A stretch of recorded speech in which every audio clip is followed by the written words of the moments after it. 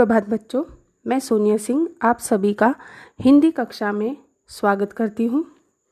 आज हम विकारी शब्द के तीसरा जो प्रकार है विशेषण, इसके बारे में अध्ययन करने जा रहे हैं।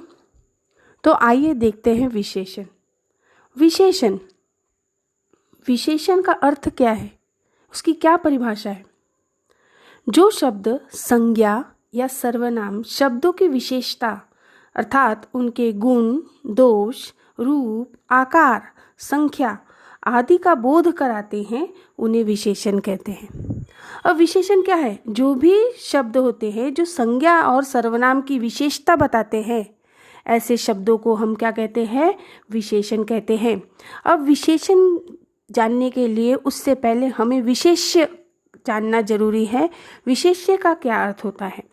जिस संज्ञा या सर्वनाम की विशेषता बताई जा रही है उसे विशेष्य कहते हैं। जैसे कि हम परिभाषा क्या है विशेषण की, कि जो शब्द संज्ञा या सर्वनाम की विशेषता बताते हैं। अब जो संज्ञा है और सर्वनाम है, वो जो चीज़ है उसे हम क्या कहते हैं? विशेष्य कहते हैं। हम जिसकी विशेषता बता रहे हैं वह क्या होता है? विशेष्य होता है। जैसे कि इसे हम उदाहरण द्वारा समझेंगे। हे मातृभूमि, तेरे चरणों में शीश नवाऊं। अब यहाँ पर तेरे जो है यह क्या है? विशेषण है। और चरण यह क्या हो जाएगा? यहाँ पे विशेष्य हो जाएगा, क्योंकि चरणों को बता रहे कि तेरे चरणों को उन्होंने पॉइंट आउट करके बताया कि तेरे चरणों में मैं अपना शीश नवाना चाहता हूँ। तो तेरे यह विशेषण हो गया और चरण यह क्या हो गया? विशेष्य हो गया। एक और उदाहरण द्वारा समझते हैं। राजा ने चारों बेटियों को 100-100 गेहूं के दाने दिए। अब 100-100 यह क्या हो गया? विशेषण हो गया। और जो दाने हैं, गेहूं के जो दाने हैं, वह क्या हो गया? विशेष्य हो गया, क्योंकि वो संज्ञा है। और संज्ञा की विशेषता बता रहे हैं कैसे? कि 100-100 दाने। तो यह क्या हो गया? 100-100 यह विशेषण और गेहूं के दाने जो हो गए वह क्या हो गया? विशेष्य हो गया। अब विशेषण के 4 प्रकार हैं। मुख्यतः विशेषण के 4 प्रकार हैं। गुणवाचक विशेषण, संख्यावाचक विशेषण, परिमाणवाचक विशेषण, सार्वनामिक विशेषण। आइए हम इसे विस्तार पूर्वक समझते हैं। सबसे पहला प्रकार है गुणवाचक विशेषण। नाम से ही प्रतीत होता है गुणवाचक, मतलब गुण पढ़ने वाला विशेषण। अब इसकी परिभाषा है, जो शब्द संज्ञा या सर्वनाम के गुण, दोष, रूप, रंग आदि का बोध कराते हैं, उन्हें गुणवाचक विशेषण कहते हैं।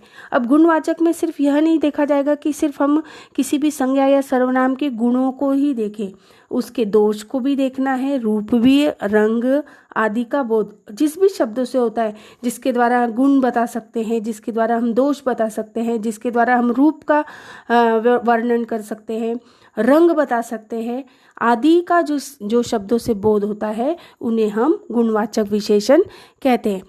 अब उदाहरण द्वारा इसे आसानी से हम समझ सकते हैं। जैसे गुण में कौन कौन से शब्द आएंगे? जैसे कि अच्छा, चालाक, बुद्धिमान, वीर आदि सब यह क्या आएंगे? गुण। दोष में क्या आएगा? बुरा, गंदा, दुष्ट, कायर, बुद्धू, यह सब दोष के शब्द हैं। रंग में हम देखेंगे जितने भी रंगों के नाम हैं, काला, हरा, नीला, पीला, सफ़ेद, यह सब रंगों में शामिल होंगे। आकार, लंबा, छोटा, गोल, मोटा, पतला आदि सब किस में आएंगे? आकार में। अवस्था, अब अवस्थाएं भी इसमें आती है। जैसे कि कोई बीमार है तो बीमार यह भी क्या है? एक गुणवाचक विशेषण है। घायल, जैसे कि आदमी घायल हो गया है, यानी वह उसको चोट लग गई है, तो घायल भी यह क्या होगा? गुणवाचक विशेषण में आएगा। स्थान में भी होता है। जैसे कि पंजाब की जो लोग रहते हैं वहाँ पर पंजाबी, उसे हम पंजाबी कहते हैं, तो पंजाबी अगर कहीं लिखा है तो वह क्या होगा? गुणवाचक विशेषण। भारतीय, हम भारत के रहने वाले हैं इसलिए हमको भारतीय कहा जाता है, तो भारतीय यह क्या हो गया? गुणवाचक विशेषण। बंगाली, महाराष्ट्रियन, उड़ीसी, जो भी यानी जो भाषाओं के द्वारा जो लोगों को पहचान मिली है, वहाँ के लोगों को जिस नाम से जाना जाता है वह क्या हो जाएंगे? गुणवाचक विशेषण में आएंगे। उदाहरण के तौर पर छोटी बहन तनिक बच्ची थी। अब यहाँ पर छोटी बहन, बहन यह संज्ञा है तो उसकी विशेषता बता रहे हैं छोटी। तो छोटी बहन तनिक बच्ची थी, तो यहाँ पर विशेषण क्या होगा? छोटी।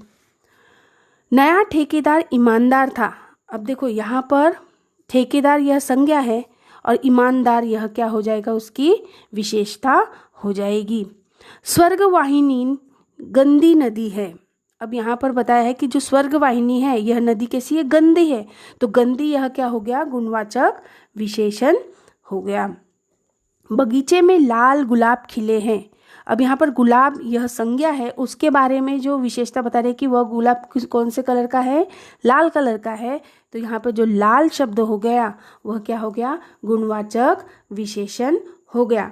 तो गुणवाचक विशेषण में हम किसी भी संज्ञा या सर्वनाम के गुण, दोष, रूप, रंग आदि का जो भी शब्द उल्लेख करवाते हैं उन्हें हम गुणवाचक विशेषण कहते हैं। अब दूसरा है संख्यावाचक विशेषण। अब नाम से ही प्रतीत होता है संख्या। अब जिस भी वाक्य में कोई भी संख्या का उल्लेख हो उसे हम विशेषण कहते हैं। जो शब्द संज्ञा या सर्वनाम की संख्या का बोध कराते हैं उन्हें संख्यावाचक विशेषण कहते हैं। अब जिस भी वाक्य में किसी भी संज्ञा या सर्वनाम की निश्चित रूप से यानी कोई संख्या दर्शाई गई है, संख्या मतलब नंबर दर्शाए गए हैं, तो वह क्या हो जाएंगे? संख्यावाचक विशेषण होंगे। जैसे कि 1, 2, 3, 4 से लेकर अनंत, 100, 1000, लाख, करोड़, जो भी नंबर्स होते हैं, 10 लाख, 15 लाख, ऐसे यह सब क्या हो जाएंगे? संख्यावाचक विशेषण में आएंगे। जैसे कि उदाहरण के द्वारा 5 साल बाद राजा ने राजकुमारियों को बुलाया। अब यहाँ पे 5 अंक का यहाँ पर दिया गया है, तो ये 5 क्या हो जाएगा? संख्यावाचक विशेषण हो जाएगा। हर तीसरे दिन नाखून बढ़ जाते हैं। यहाँ पे तीसरे यह भी क्या है? संख्यावाचक विशेषण है। जिस भी वाक्य में कोई भी संख्या का उल्लेख किया गया हो तो वह संख्यावाचक विशेषण होता है। अब संख्यावाचक विशेषण के भी 2 प्रकार हैं, एक निश्चित संख्यावाचक विशेषण और एक है अनिश्चित संख्यावाचक विशेषण। तो पहला देखते हैं निश्चित संख्यावाचक विशेषण। अब निश्चित संख्यावाचक मतलब कि जो भी शब्द है, संज्ञा है, सर्वनाम है, उसकी एक निश्चित संख्या अगर बताई गई है तो वह क्या होता है? निश्चित संख्यावाचक विशेषण होता है। कि जैसे कि 3 आदमी हैं, 10 दिशाएं हैं, 4 औरतें, 4 बच्चे, 3 लड़के, यानी ऐसे अगर दर्शाया गया है, निश्चित रूप से बताया कि इतने हैं, इतने यानी संख्या बताई गई है, तो वह निश्चित संख्यावाचक विशेषण में आएगा। यह पहचानना बहुत आसान है। दूसरा है अनिश्चित संख्यावाचक विशेषण। अब जो शब्द संज्ञा या सर्वनाम की अनिश्चित संख्या बताते हैं, इसमें हमें संख्या पता नहीं रहती पर हम अंदाजा लगा के बताते हैं कि इतने हो सकते हैं, तो वहाँ वो जो शब्द होते हैं जो हम अंदाजा लगा के बताते हैं, हम उसे गिन नहीं सकते, तो वह क्या हो जाएगा? संख्यावाचक विशेषण में आएगा। जैसे कि शब्द कौन कौन से, जैसे अगर वाक्य में कई लिखा हुआ है, अनेक लिखा हुआ है, सब, असंख्य, सारे, लगभग, सैकड़ों, करीब, हम बोलते हैं कि सारे आम सड़ गए, लगभग यह काम पूरा हो गया, सैकड़ों लोग मारे गए, करीब करीब 4 लाख रुपए थे। यानी ऐसा हम जब बोलते हैं तो हमको एक निश्चित आंकड़ा पता नहीं होता, परंतु हम क्या करते हैं, इन शब्दों के द्वारा वहाँ पर हम एक अंदाज़ा लगाते हैं कि इस प्रकार का वह आंकड़ा हो सकता है। तो ऐसे जो शब्द होते हैं जैसे कि कई, अनेक, सब, असंख्य, सारे, लगभग, सैकड़ों, करीब, यह सब अनिश्चित संख्यावाचक विशेषण में आते हैं। इसमें कोई निश्चित संख्या नहीं होती, परंतु वह संख्यावाचक विशेषण होगा जिसमें कि हम एक अंदाजा लगाकर और जिसे हम गिन नहीं सकते, असंख्य है, तो वह होगा अनिश्चित संख्यावाचक विशेषण में आएगा। तीसरा प्रकार है परिमाणवाचक विशेषण। अब नाम से ही प्रतीत है होता है कि परिमाण का मतलब होता है नापतोल, क्वांटिटी। अब जो शब्द संज्ञा या सर्वनाम की मात्रा का मतलब होता है नापतोल का बोध कराते हैं उन्हें परिमाणवाचक विशेषण कहते हैं। अब जिस भी शब्द से हमें किसी भी संज्ञा या सर्वनाम की मात्रा का पता लगता है, नापतोल का पता लगता है कि यह इतना किलो है, इतना लीटर है, इतना दर्जन है, अगर हमको इसका पता चलता है, उसके नापतोल का पता चलता है, तो वह होता है परिमाणवाचक विशेषण। जैसे हम किसी को देखो, जिनको गिन सकते हैं आसानी से, वह परिमाण ये संख्यावाचक विशेषण में आएंगे, परंतु जिनको हम तौलते हैं, जिनको हम नापते हैं, ऐसे चीज़ों को हम क्या किस में डालेंगे? परिमाणवाचक विशेषण में डालेंगे। अब देखो, इसमें भी संख्या होती है, परंतु संख्या के पीछे कोई ना कोई इकाई लगी होती है। इकाई जिसे हम मैथ्स में यूनिट कहते हैं, कोई भी यूनिट्स लगे हुए होते हैं। जैसे कि आपने मैथ्स में पढ़ा होगा, मीटर, लीटर, दर्जन,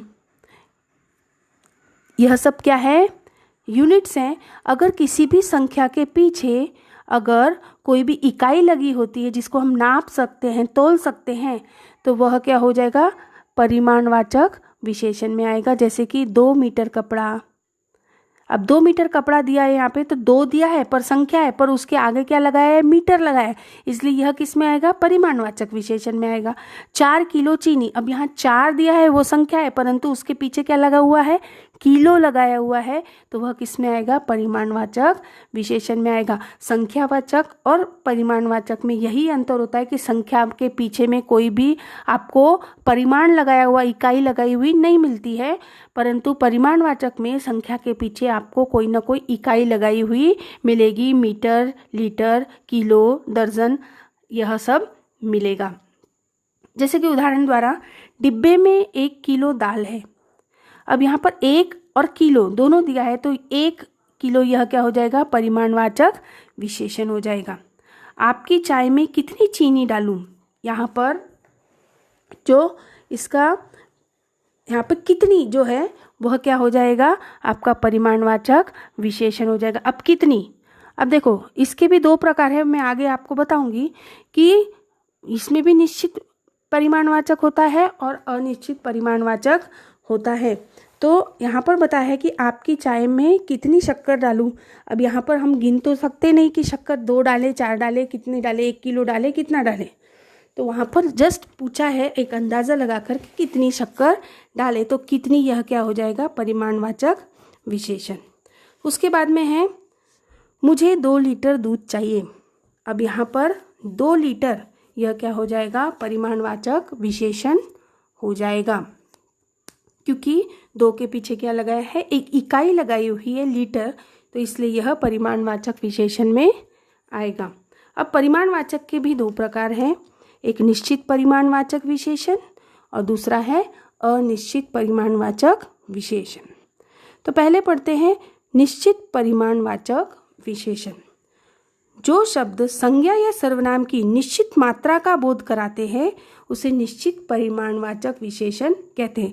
अब जो ऐसे शब्द हैं जो किसी भी संज्ञा या सर्वनाम की एक निश्चित मात्रा बताते हैं, निश्चित रूप में कि हमको 2 किलो चाहिए, हमें 2 लीटर चाहिए, हमें 2 मीटर कपड़ा चाहिए, 2 दर्जन केले चाहिए, ये हम क्या बता रहे हैं? एक निश्चित रूप में बता रहे हैं कि नहीं, हमें इतना चाहिए। हम किसी भी दुकान में जाते हैं, सब्जी की दुकान में जाते हैं या राशन की दुकान में जाते हैं, तो हम अंदाज़ा लगा के नहीं बोलते भैया थोड़ी सी ये दे दो, शक्कर दे दो, हम ये नहीं बोलते। हम क्या बोलते हैं? भैया 2 किलो शक्कर दे दो, 5 किलो शक्कर दे दो, 2 किलो दाल दे दो। हम एक निश्चित प्रमाण उनको बताते हैं और उसके हिसाब से वो हमें देते हैं। तो यहाँ पर कैसा हो जाएगा? एक निश्चित परिमाण जिसमें हम एक एग्जैक्टली फिगर बताते हैं उनको कि हमको इतना चाहिए, तो उसमें एक निश्चित संख्या रहती है और संख्या के साथ में परिमाण लगा हुआ रहता है। उसके बाद में है अनिश्चित परिमाणवाचक विशेषण। अब नाम से ये अनिश्चित परिमाणवाचक, जो शब्द या संज्ञा सर्वनाम की अनिश्चित मात्रा का बोध कराते हैं। अब जिसमें जो शब्द ऐसे शब्द होते हैं जिसमें संज्ञा या सर्वनाम की निश्चित मात्रा का बोध नहीं होता है, अनिश्चित मात्रा, हमको पता नहीं होता कि हमें कितना चाहिए कितना नहीं, क्योंकि हम उसको एक परिमाण में तौल नहीं सकते, उसको हम नाप नहीं सकते, हम जस्ट उसको एक अंदाजा लगाकर बोलते हैं, तो वह होता है अनिश्चित परिमाणवाचक विशेषण। अब जैसे कि उदाहरण के द्वारा पे थोड़ा हम बोलते हैं ना कि भैया थोड़ा सा यह भी दे दीजिए, आपने बहुत सारा दिया, आपने बहुत सारा खा लिया। हम ये नहीं बताते कि आपने 1 लीटर खा लिया या 1 किलो खा लिया, 2 किलो खाना खा लिया। हमने आपने बहुत खाना खा लिया या आपने कम खाना खाया, आपने बहुत अधिक लिख लिया। हम ये नहीं बताते कि आपने 10 मीटर लिखा, 100 मीटर लिखा। हम ये नहीं बताते आपने अधिक लिख लिया है, आपने बहुत कम लिखा है। हम ये सब शब्दों का प्रयोग करते हैं कि, और जैसे कि हम लोग बोलते हैं कि कुछ, मेरे पास कुछ पैसे हैं। अगर हमने गिना नहीं है, हम लोग को अंदाज़ा लगाना है किसी भी चीज़ का, तो हम क्या बोलते हैं, कुछ, कि कुछ सामान मुझे लाना है। जैसे आप एग्जैक्ट लिस्ट नहीं बताते हैं, आप क्या बताते हैं कि मैं बाज़ार जा रहा हूँ कुछ सामान खरीदने। अब कुछ सामान में वो कौन कौन सी चीज़ें हैं वो बाद में आपको पता चलेगी, परंतु आप एक अंदाज़ा लगा के, पूरी लिस्ट न बताते हुए क्या कर रहे हैं, एक अंदाज़ा लगा कर बता रहे हैं कि मैं कुछ सामान खरीदने जा रहा हूँ।